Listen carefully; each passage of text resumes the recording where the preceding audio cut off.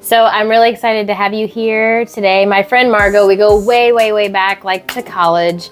I'm really, really excited and just so amped to have you here on Mom with a Microphone. Can't wait to hear what you have to say.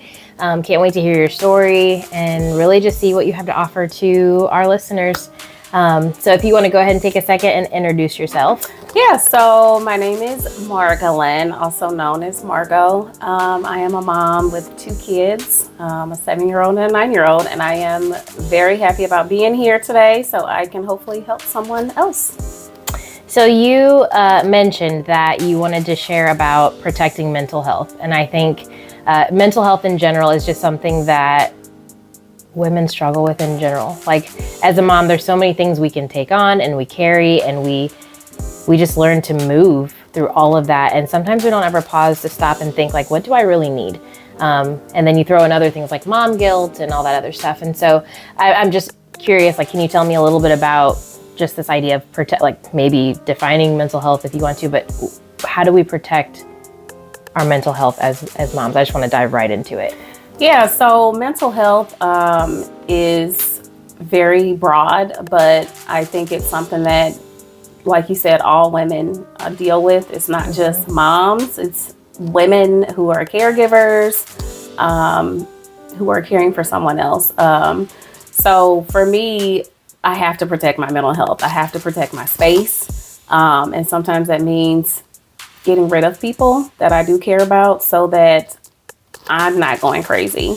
So as I said before, I have 2 kids. I didn't really think about mental health until I had my children. Before that, mental health was just in the back of my head. It wasn't something that really affected me. But after I had kids and just the wear and tear on my body of taking care of children, giving my whole self to kids and just, or to my kids, and then putting myself on the back burner, I realized that my mental health was declining. And I realized that I need to do something to get out of this rut. Yeah. So there were times where I would feel like I was depressed. You know, I personally have never been diagnosed with a mental illness, but I would say a couple times a year, I'm really just like, woe is me, or I feel like I can't get out of a situation. Like a yep. And I usually feel it just like in the middle of my chest, and it's there for a long time until I have to just check myself and I have to snap out of it, go do something positive, and just try to get away from it. Yeah. So I know sometimes we feel so many feelings in a day. That's just normal, right? So how do you know when it's become an issue of mental health as opposed to just like a temporary feeling? That's a good question. I feel like if you keep honing on an issue and it's negative in your brain all the time, then it's not just a temporary thing. Like you need to switch your brain molecules somehow, some way. Psych yourself. I feel like we really have to psych ourselves out because our brain will play tricks on us. It sure will. And will tell you, you're not good enough. You can't do this. You can't do that. I mean, it's just like we want to break down. Yeah. And you can't do that. I mean, in today's world, you can't just let everything go. When you have children, when you have a spouse, people that are counting on you, you need to find a way to protect your mental health, instill some self-care techniques, and get out of it before it sends you deeper and deeper into whatever it is that you have going on. So I want to backtrack just a little bit. You said you never really thought about mental health until you had your kids. What was that journey like? Like discovering maybe for the very first time that maybe there were some mental health things that you needed to address in your life? Like, was it something that happened specifically, or was it like just like this blow up moment that you had, or like what do you remember?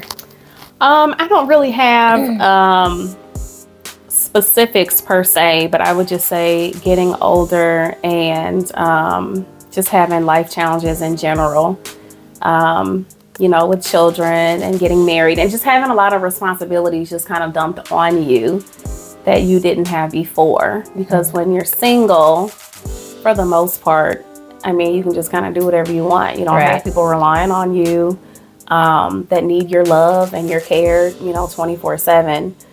But when you have, children, you're married, your finances, you buy a house, you get a dog, a cat, or whatever. Man, I mean, it piles up and it keeps going. It keeps going. It keeps going. And if you don't find a way to value yourself and take care of yourself, then it's very easy for those negative things to just continue. You have to always find a positive in every negative. And even if you have to vocalize that and say that, like if you're going through a situation and it's just really, really bad, there's something positive out of it. And the more that you pull those positives out, those negatives keep going down. I mean, we're not in this world for everything to be perfect. It's not gonna be, but we have to find our own perfect, like what it means to us to be positive, to be optimistic, and just get out of the negative mindset. Okay, so a lot of times as women, and I'm going to just generalize women, not specifically moms, because this is something I think everyone struggles with, men too. We hear the term work-life balance often. And I have my different opinions about the term. I've struggled with it in the past. I've wrestled with trying to figure out what that looks like. But in terms of specifically mental health, but just in general, what is your take on figuring out how to do that work-life balance? Work-life balance, I still don't really know what it is. I'll be honest. So to me, it sounds like you're working, but also balancing your lifestyle. It's easier for me now because I do work from home. So I feel like a lot of the stressors with the home life, I can take care of because I'm at home. I have more time. I'm not rushing from work to home to take the kids here or there or wherever. So, for me, it's about balancing your life and also being able to work. And dads have to do it too, but moms, we don't have a choice. We have to do it. Right. So you mentioned figuring out a way to take care of you. What does that look like in general? And then what does that look like so it's a two-part question. What does it look like in general first for you? And then what does that look like when you know that you are not mentally healthy?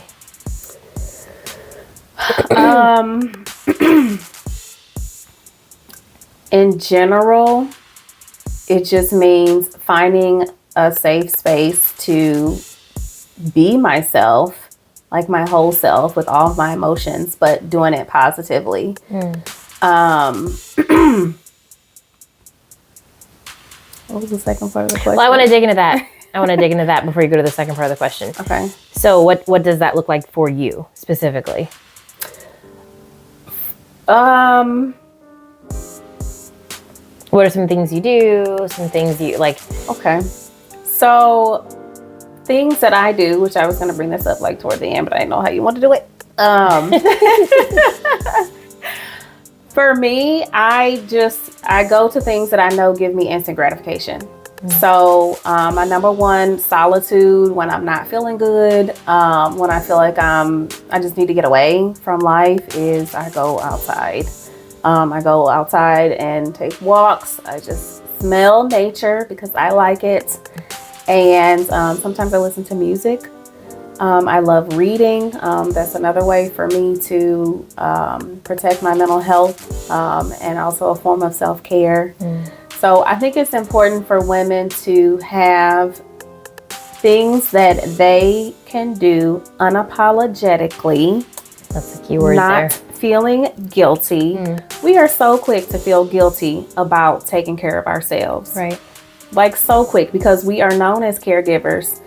And the minute we even think about caregiving for ourselves, we feel guilty about it. And why do you think that is? I don't know if it's our past. just the way we were raised, historically, with women need to be at home taking care of the kids, the spouse, cooking, cleaning, or whatever.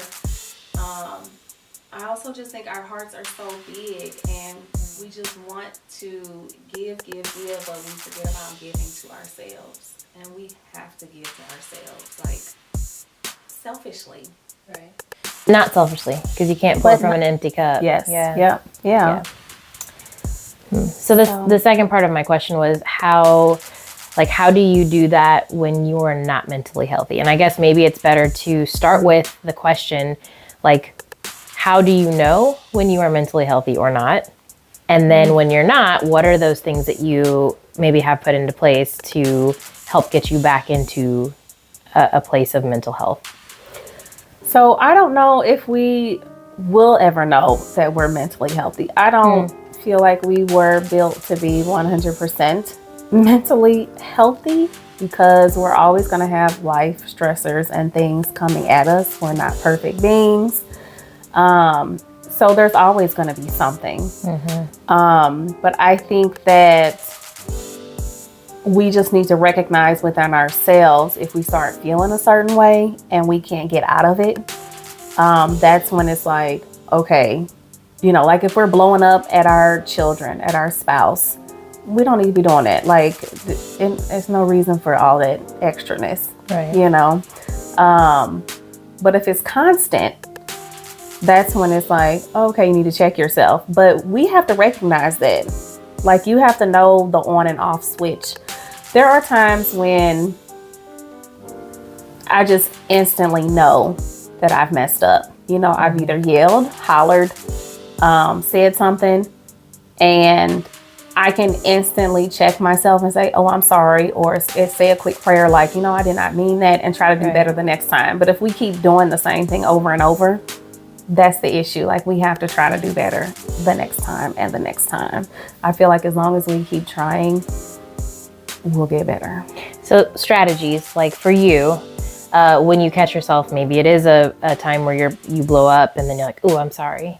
And then you do it again and you're like, oh, I'm sorry. And it just happens to like become a pattern or like not routine, but something that is reoccurring. What do you do? For me, I'm a visual person. So I will write it down, what I've done, and then write down how I'm going to do better the next time. And it could be several things that I need to do better. Walk away, go read a book, go listen to some music, say a quick prayer, and then just try to do it every single time. Like, catch myself. Like, I've caught myself yelling, and I'm like, ooh, okay, Lord, let me not breathe, walk away, and come back. Because I don't want to be known as the mom that yells all the time. Yeah. I don't want my kids to remember me as that. I get that, man. Like, nobody wants that. So I don't know if that answers your question, but yeah. And I kind of want to just dig a little deeper there too. Because every parent is different. Everyone parents differently. Your kids in particular, are there things that you tend to notice when, like, that they either do or they say or a face or something like that, when that lets you know that you kind of missed the mark? Like, oh yeah. My kids will say, well, you don't have to yell. I mean, it's like, well, you don't have to yell at me. And I'm like, you know what? You're right. I could actually talk in this tone. But but when I did it 14 other times. Right. That doesn't work all the time. Right. And I think by me telling them that, they're like, oh, okay. She feels like I'm not listening, so that's why she's yelling, So,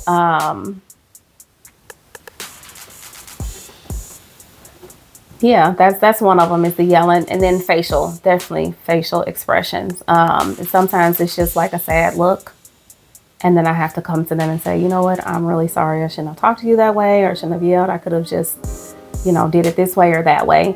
But definitely, you can tell when your Yeah. kids are hurt by something you said, something you've done, or your demeanor, not spending time with them, you know. Yeah. So,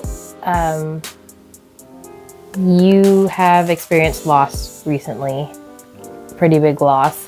Do you want to share about that and maybe what kind of impact that had on you and your mental health, and then maybe what you were able to do to protect that again? Yeah, so I did lose my mom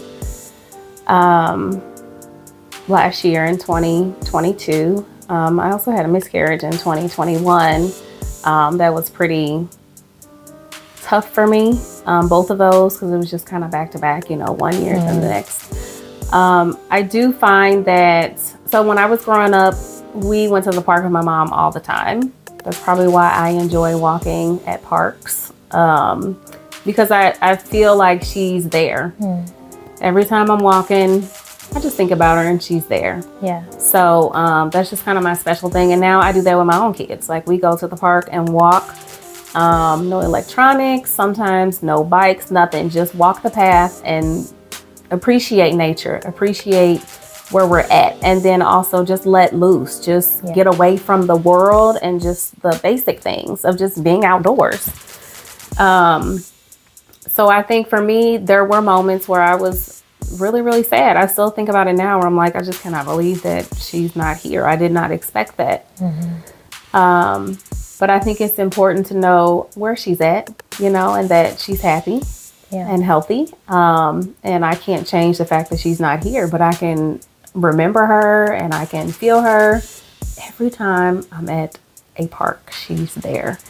So I think for anyone who has experienced loss, it's best to remember that person. Remember the good. Remember the bad. It's okay. We're not perfect. But definitely take care of your mental space, your mental health. If you feel like, okay, I just can't get over this. I can't get out of bed. I can't take care of my spouse, my kids. I can't go to work. Then get some help. There's nothing wrong with getting help. Speaking of help, what resources or maybe communities or groups or just like what has been really beneficial for you, or like the biggest supports that you've been able to find? For me, it's church. Going to church every Sunday, talking with people. There's plenty of other support groups out there, but the first step is realizing that you need help. Sometimes people can't even ask. They don't know how to reach out to someone. So you have to have a safe person or people who you feel like you can go to and not feel judged. And for all the moms and women that are out there, no one is judging you. We think people are judging us, but people want to help. Right. So get the help that you need. Create a list. If you don't know what to do, create a list of things that give you instant gratification. If it's just lighting a candle, then light the candle. Right. I have candles. I have smells. I love smells in my home. They make instant gratification, make me feel good. You need that instant gratification. So I would say create a list of things that make you feel good. Start a new activity. Start something new. Go rock climbing. Go swimming if you've never done it before, and just see how it makes you feel. But find a few things that you can do for self-care, for your mental health, because we have to protect our mental health. I agree. Do you feel like, I feel like you've given your answer, but I want to give you a chance to kind of expound if you want to. Do you feel like being able to identify mental health and where you're, like your health levels, the levels of where you're at, being able to identify that has helped you, benefited you overall as a woman, as a mom, as a person who is out, you're working, even though you work from home, you're still dealing with people, right? So do you feel like it's benefited you to be able to identify this in yourself, and in what ways? I think it's very beneficial because if I feel it, then I know other people are feeling it too. Like the way I am reacting, or the way I'm acting. I want to be a good example for those around me, those who I'm caring for, the loved ones in my life. So I think being able to recognize when mental health is like striking me is important. So I think everyone should be able to recognize when they're not feeling their best self. But I also feel like those around us, our support system, should feel comfortable telling us when they feel like something's not right. Are you okay? You know, check in on us to make sure we're good, because we are carrying a lot of weight, a lot of responsibility, and we just can't do it alone. Right. Well, I have two more. So triggers. I want to talk about triggers. Have you noticed for yourself maybe certain things that trigger like mental, I guess, unhealth, like not feeling healthy mentally, like certain triggers?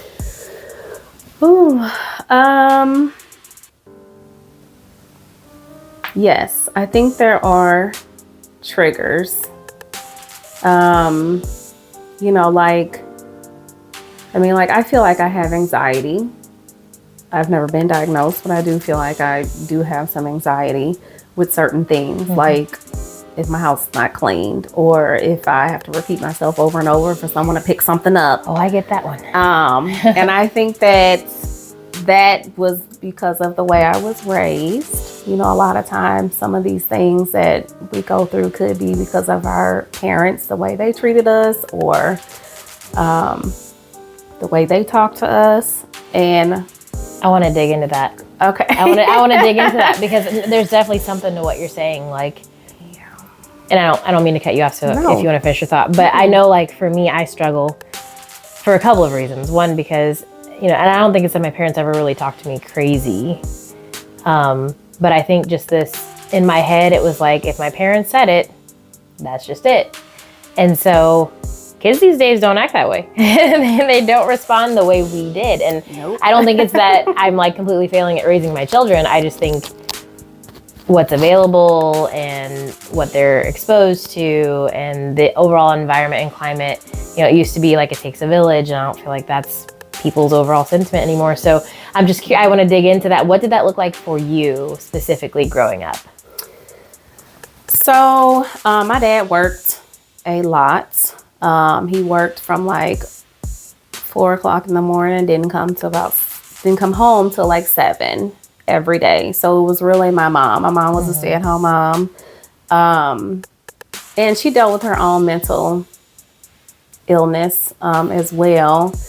But I think that some of the things that some of the responsibilities as a child are responsibilities that I put on my own children. And I try to check myself. Like, I'm really trying to turn that around and not be so harsh with specific things. Yeah, it was kind of tough growing up. It was tough. Yeah. Yeah.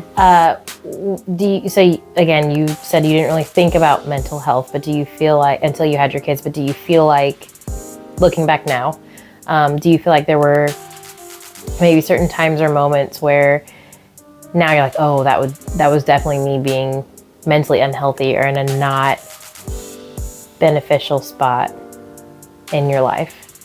Maybe like a pattern of behaviors or just a certain time of your life even? I don't know if anything comes to mind with that particularly. I don't know. Not really. No, that's okay. That's okay. I can think like, of. Give me some more. Like just thinking about my life in particular, and I don't know that I would have, even at a young age, been able to classify. And maybe there weren't things that happened in your home. Maybe there were things that happened externally, or like at school, or, you know, maybe where you went to school. I know for me, like looking back, some of the things that made me feel maybe mentally even unsettled was like sort of a lack of identity. Like I was a Black child that did not grow up with people who look like me. And so like fast forward going to college, it was something that I struggled with. And a lot of times I just had this feeling, like when I would talk to other people, like, are you black? This is a whole nother episode for a whole nother day. But I do feel like there were a lot of things that it kind of messed with me mentally, because for a minute I questioned my identity, not because I felt like I didn't know who I was, but because I felt like other people were finding things in me that they were questioning, and it was just like, am I not? Right. Or, you know what I mean? So like, was there ever a time in your life where you felt like different, or just felt something to the point where it maybe made you feel, or maybe your mental health was in question as a result of? Does that make sense? Kind of a vague question. There's nothing that comes to mind right now no, that's that okay. I can think about. No, that's okay. There's probably something, but I just don't know right away what that would be. Yeah, no, that's okay. I think about, like kids these days, and I'm genuinely concerned for them and their mental health because of things that they're exposed to. And primarily I'm talking like social media, but also just the way that they treat each other. And like, seeing firsthand, and it's like, oh, were we that vicious, or oh, were we that rude? And it's like, I think maybe to some extent, yes. I just think, the language has changed. I think to some extent parents do a little bit less about it than they used to, and to some extent encourage it. So there's a lot of things kind of surrounding that, but I worry about the mental health of these babies because there's just so much on them. There is, yeah. There's a lot out there, and unfortunately we can control some of it as parents, right? But there will always be outside influences that creep in somehow. And then for us, we have to figure out, where's the balance? Like, are we going to let them go this way, that way? Like, how are we going to explain this or that? I think today's world is just fast paced. I feel like back in the day it was slower, but then again, this is the time that they're growing up in, and it was just different for us. So yeah. I mean, as our job as parents, as moms, is to raise our children to be like holistically good people. So in terms of mental health, are there things and strategies that you try to implement with your kids or have them do to, one, help them like identify where they're at mental health wise? And maybe that's not the term you use because they're younger. Right. Or, are there conversations that you have with them to help them express like, okay, well, this is how I'm feeling and this is what's being impacted as a result, or this is why I did this? Like, are there things like that you do with your children?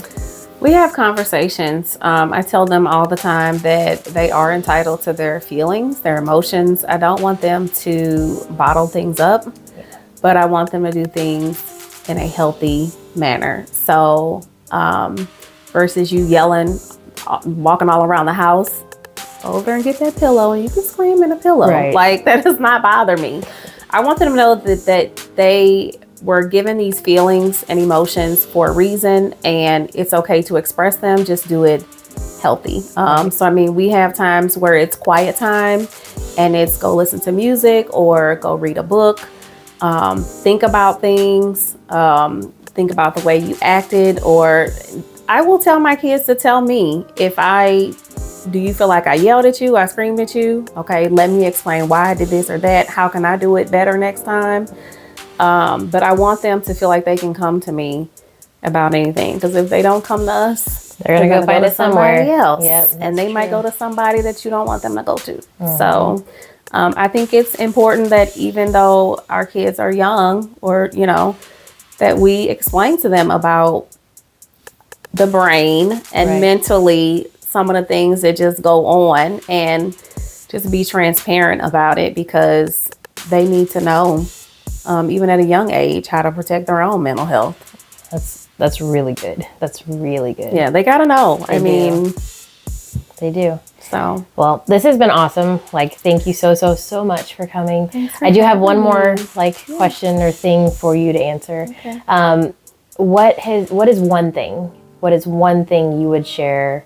Piece of advice, a tip, a resource, one thing that you would share with listeners on just something they can use or how to benefit or something you would leave them with concerning protecting your mental health? I think it's just important to recognize that our mental health is important. Protecting it, it's there. It's not going to go away. It's a part of us, but I think it's how we cope with our life stressors in a positive way. So I think it's just, we just need to learn how to go with the flow, live your life, and protect your mental health. Well, thank you again, Margo. This has been awesome. Thank you so much. Thanks for having me.